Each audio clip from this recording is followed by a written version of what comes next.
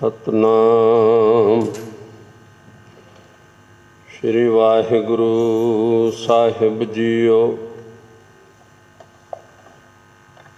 कहाँ लगे एह कीट बखाने, महिमा तोर तू ही प्रभ जाने। पिता जन्म जिम पूत न पावै,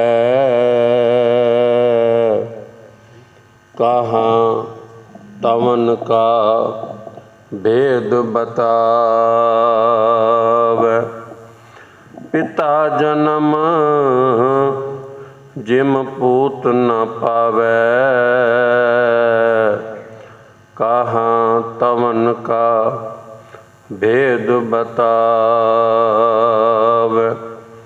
तू सुल्तान कहाँ हो मियाँ, तेरी कमन वडाई। जो तू दे सो कहाँ स्वामी, मैं मूर्ख कहन न जाई। जो तू दे सो कहाँ स्वामी, मैं मूर्ख कहन न जाई। जुगो जुग अटल। धन धन साहिब श्री गुरु ग्रंथ साहिब जी महाराज, तिन्हां दी पावन हजूरी विच जुड़ बैठी गुरु रूप साध संगत जीओ, वडभागे हो। अमृत वेले तो नाम नाल जुड़े हो, कीर्तन दे नाल जुड़े हो। दास तो पहलों पावन बाणी आसा दी वार अते रब्बी बाणी दे कीर्तन बड़े प्रेम दे नाल गुरु की कीर्तनियां पासों आप जी सरवण कर रहे सो। सतगुरु जी की बड़ी अपार कृपा है। गुरु के कीर्तनियां ते बच्चे बच्चियां ते ये आप सारे जानते हो। सतगुरु जी होर कृपा करन। आओ साध संगत जी, जिस तरह आप संगतां दे प्रबंधकां दे हुक्म दे नाल उपराले दे नाल धन गुरु तेग बहादुर पातशाह जी की अपनी प्रेरणा दे नाल जो ये प्रोग्राम उलीकिया है कि सतगुरु जी की पावन बाणी, वैरागमई बाणी, नौवें महले के सलोकां के विचार असी रल मिल के करिए। आओ सारे एक बार आखो धन गुरु तेग बहादुर पातशाह, फिर आखो धन गुरु तेग बहादुर पातशाह। जिस तरह कल भी दास ने बेनती की सी कि जिहड़ा साडा मन मोह माया दे विच खचत होया है, उस तो ये बाणी छुड़ाउंदी है तो सानू जगाउंदी है, सानू हिलाउणा देंदी है। ये बाणी जो नौवें महले के श्लोक हैं। कल असी एक श्लोक दी ही विचार कर सके, सो आओ अज सतगुरु जी का जिवें हुक्म होवेगा विचार आरंभ करिए। एक ओंकार सतगुर प्रसाद श्लोक महला 9। सतगुरु गुरु तेग बहादुर पातशाह जी फरमान कर रहे हैं अज दूजे श्लोक दे विच। बिखियन स्यों काहे रचियो, निमख न होए उदास। कहो नानक भज हर मना, पर न जम की फास। कल असी श्रवण किया कि गुण गोबिंद गायो नहीं, जन्म आकारथ कीन। जे असी उसके गुण नहीं गाए, उसके परोपकारां नूं गायन नहीं किया, जे गुणां दे गाहक नहीं बने तो फिर साध संगत साडे अंदर विषय विकार आ जाते हैं। जे असीं सतसंगत दे विच नहीं आवांगे, उस परमेश्वर दे गुण नहीं गावांगे, फिर जीवन साडा होर थले जाएगा, जा रहा है। सतगुरु सच्चे पातशाह जी कह रहे हैं कि हे मनुख, हे इंसान, बिखियन स्यों काहे रचियो, कि तू विषय विकारां दे विच क्यों रचिया है, क्यों इस दे विच तू गलतान हो गया है, तू विषय विकारां दे विच फस गया है, विषय विकार तेरे अंदर वड़ गए हैं। बिखियन स्यों, बिखियन तो भाव है विषय विकार, काहे रचियो निमख ना होए उदास, तू विषय विकारां तो निमख जिन्ना भी उपराम नहीं हुंदा, विषय विकारां नूं तू थोड़ी देर वास्ते भी परे नहीं हुंदा, इतना तू विषय विकारां दे विच फस चुकिया है। विषय विकार तेरे अंदर बढ़ चुके हैं और हालत साध संगत इतने तक हो गई है कि सानू सुत्तियां होयां भी विषय विकार छड्डदे नहीं। उस वक्त भी साडा मन विषय विकारां दे विच फसिया हुंदा है। इतने ऐसी विषय विकारां दे विच फस गए हाँ, सतगुरु जी सानू सुचेत कर रहे हैं, निमख ना होए उदास, तू थोड़ी देर वास्ते भी परे नहीं होंदा। साध संगत विषय विकार जेड़े साडे ज्ञान इंद्रे हैं ना, ज्ञान इंद्रे पांच साडे ज्ञान इंद्रे हैं, अखां हैं, कन है, नक है, जुबान है, ते साडी स्किन है, साडी त्वचा है। ये पंजों साडे ज्ञान इंद्रे हैं और पंजां दे राही असी माड़े रस जो है ना वो अंदर ले जाते हैं, चंगे रसां वाले पासे नहीं जाते, गुण नहीं गाउंदे, गोबिंद दे गुण नहीं गाउंदे, प्रेम नाल नहीं गाउंदे। जे गाउंदे भी हैं, कल विचार कीती सी, प्रेम नाल नहीं गाउंदे। ਜਿਹੜੀਆਂ ਸਾਡੇ ਕੰਨ ਹਨ ना, चंगा भी सुन सकते हैं, माड़ा भी सुन सकते हैं, पर साडे कंन माड़े पासे वजदे हैं। निंदा चुगली सुननी होवे तो साडे कंन बड़े ध्यान नाल सुनते हैं, ते जे गंदे गीत सुनने होण, होर कुछ गंदा सुनना होवे, कंन सुनते हैं। उसे द्वारा साडे विषय विकार अंदर जाते हैं, विषय बन जाते हैं। इसे तरह साडियां अखां हैं, चंगा भी वेख सकते हैं, माड़ा भी वेख सकते हैं, पर अखां रंग तमाशियां वाल भजदियां हैं। इसे तरह साडी जुबान है, वो माड़े रस वाले पासे भजदी है, रस लैंदी है, स्वाद लैंदी है। इसे तरह ये पंजों साडे ज्ञान इंद्रे हैं, ये विषय विकारां नूं ग्रहण करते हैं, क्योंकि असी गुण नहीं गाउंदे, असी नाम नहीं जपदे, असी विषय विकारां दे विच गलतान हो गए हाँ। सतगुरु जी सानू सुचेत कर रहे हैं कि तू विषय विकारां कोलों बच, नहीं तो ये विषय विकार तैनू जमा दी फाई तक लै जाणगे, ये तैनू जमा दे द्वारे ते लै जाणगे। वेखो भगत रविदास जी ने बाणी दे विच एक पंक्ति लिखी है, वो कहंदे हन, मृग मीन भरिंग पतंग कुंचर एक दोख विनाश। उन्हां दे विच एक एक दोख है। जिवें मृग है ना, हिरण, हिरण नूं सुनन दा रोग है, कन्नां दा, रसना दा नहीं है, होर कोई दोख नहीं है। इक्को सुनन दा, नाद सुनदा है, नाद दे पिछे भजदा है, फस जांदा है, अपना जीवन खत्म कर दिंदा है। मीन है, मछली है, उस दे विच एक दोख है जुबान दा। जिवें मैं पहलों दस्सिया ना, जिहड़े ज्ञान इंद्रे हुंदे हन, वो स्वाद लैंदी है। कंडे ते रोटी दा टुकड़ा ला के मच्छी दे अगे सुटिया जाता है। हालांकि कहते हैं कि मच्छी जिहड़ी है ना सियाणी हुंदी है, पर साध संगत सियाणप सारी खत्म हो जाती है जदों असीं रसां दे पिछे भज जाते हैं। पता नहीं कित्थे जाती है फिर सियाणप। मछली उस रोटी दे टुकड़े नूं पकड़दी है तो वह फस जाती है। वो सोचती है मैं रोटी का टुकड़ा खाना है, पर वह खाज किसी का आप बन जाती है। इस तरह मैं ज़्यादा लंबेरा ना करा, 5 जेड़े एक एक दोख वाले प्राणी दसे हैं सतगुरु जी ने।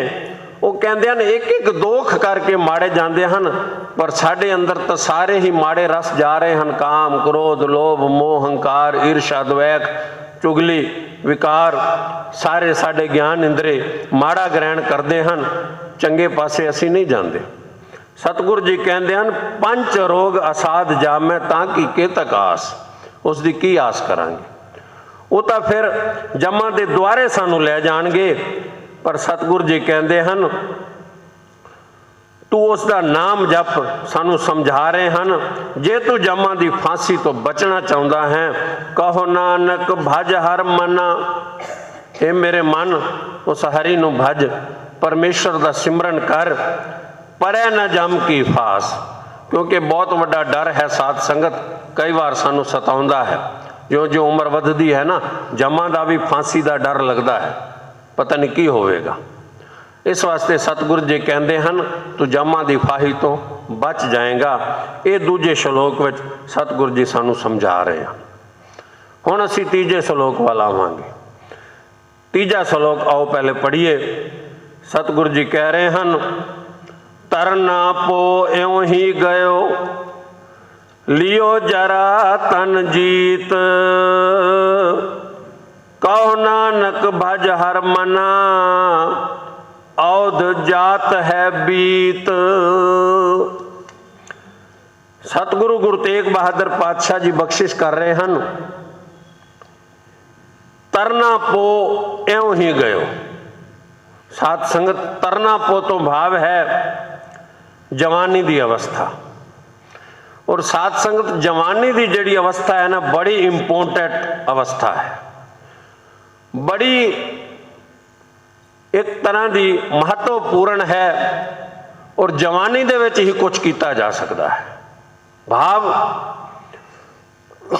3 अवस्था हैं, बाल, जवानी और बिरध फुन। 3 अवस्था जान, 3 अवस्था हैं ना। साध संगत एक बचपन है, एक जवानी है, एक बुढ़ेपा है। देखो साध संगत बचपन दे विच ना, बाल अवस्था दे विच ना बल बहुत है, पर बुद्धि नहीं होती। बल बहुत है, बच्चे को बल बड़ा होता है, सारा दिन बजदा रहता, सारा दिन थकदा नहीं है, पर साध संगत बुद्धि नहीं होती। ते जिहड़ी तीजी अवस्था है ना बुढ़ेपा, बुढ़ेपे दे विच बुद्धि तो है, क्योंकि सारा उम्र हटाया होता है।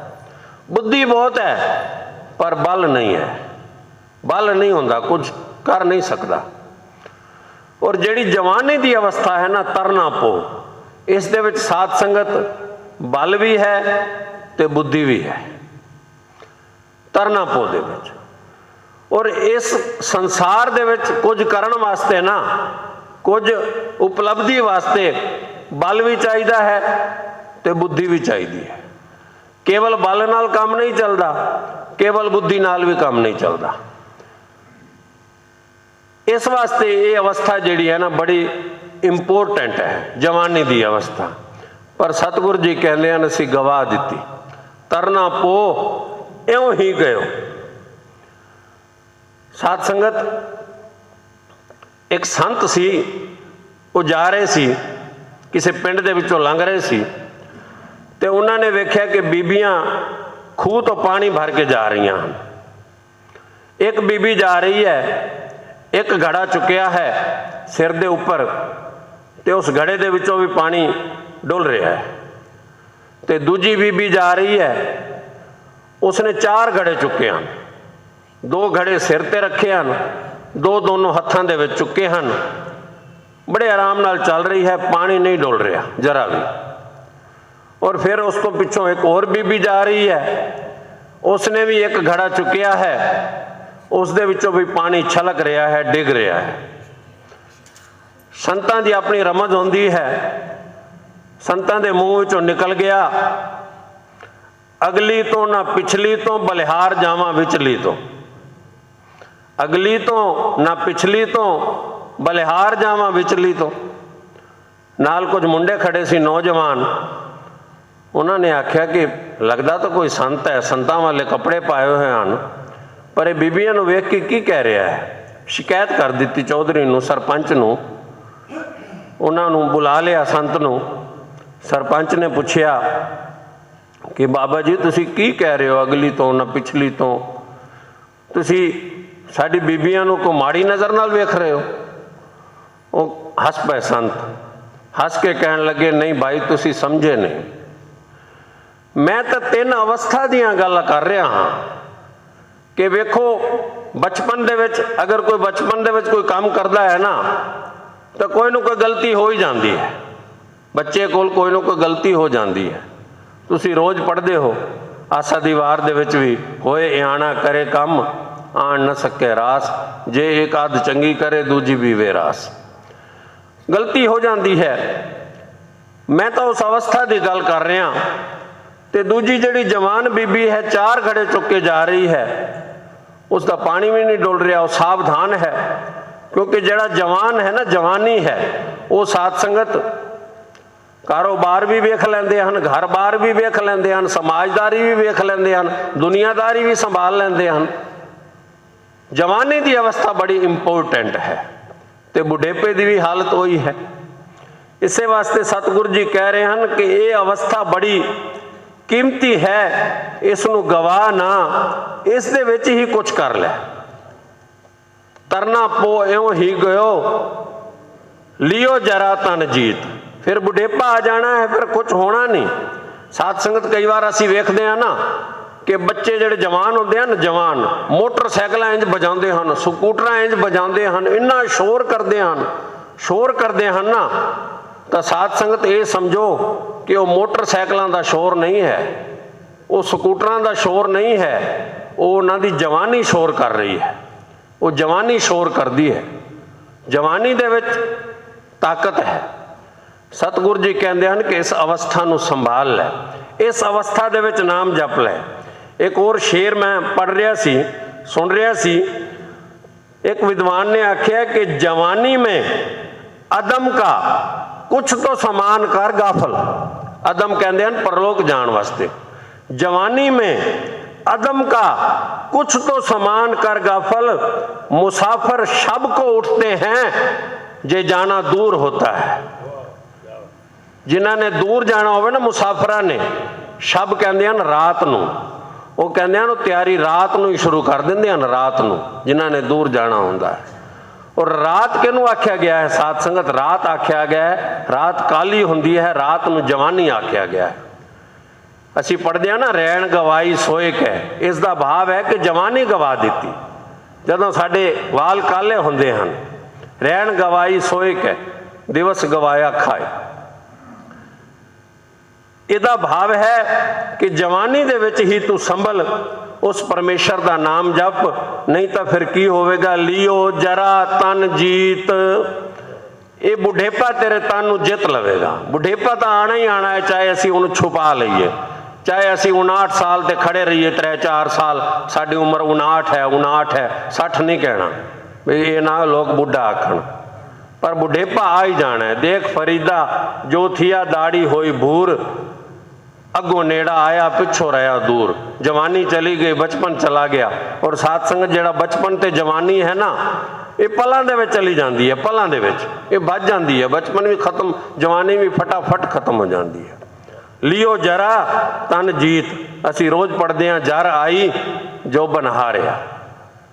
बुढ़ेपे ने तैनू जित लेना है, समा नहीं इजाजत देंदा। तो इस वास्ते होर बहुत विचारां हन। सतगुरु जी कहते हैं इस वास्ते तू इस वक्त तो संभल लै, बुढ़ेपे दे विच नाम जप लै। कहो नानक भज हर मना, औद जात है बीत। तेरी उम्र बीतती जाती है, बुढ़ेपा आ गया है, हुण तू उस परमेश्वर का नाम जप लै, हुण भी जुड़ जा। क्योंकि सतगुर सच्चे पातशाह जी सानू निराश नहीं करते, वो कहते हैं हुण जुड़ जा। उस परमेश्वर के नाम के नाल जुड़ जा, उस परमेश्वर का नाम जप। ये ना होवे तेरा बचपन भी चला गया, जवानी भी चली गई तो बुढ़ेपा भी एवें चला जावे। इस तीजे श्लोक दे विच सतगुर सच्चे पातशाह जी सानू ये फरमान करते हैं। सतगुर सच्चे पातशाह जी सानू जो रोज़ साडे जीवन दे विच ये चीज़ां वापरदियां हन उस तो सानू सुचेत करते हैं। सो सतगुर जी कृपा करन, असी बाणी नू समझ के उस दे दसे हुए उपदेश से अपने जीवन नू चलाइए, ताई धन गुरु तेग बहादुर पातशाह जी का असी सही मायने दे विच ये जो प्रकाश गुरपुरब है मना सकांगे। सो भुल चुक दी आप जी खिमा देनी। असीस देंदियां होया फतेह बुलाओ जी। वाहिगुरू जी का खालसा, वाहिगुरू जी की फतेह।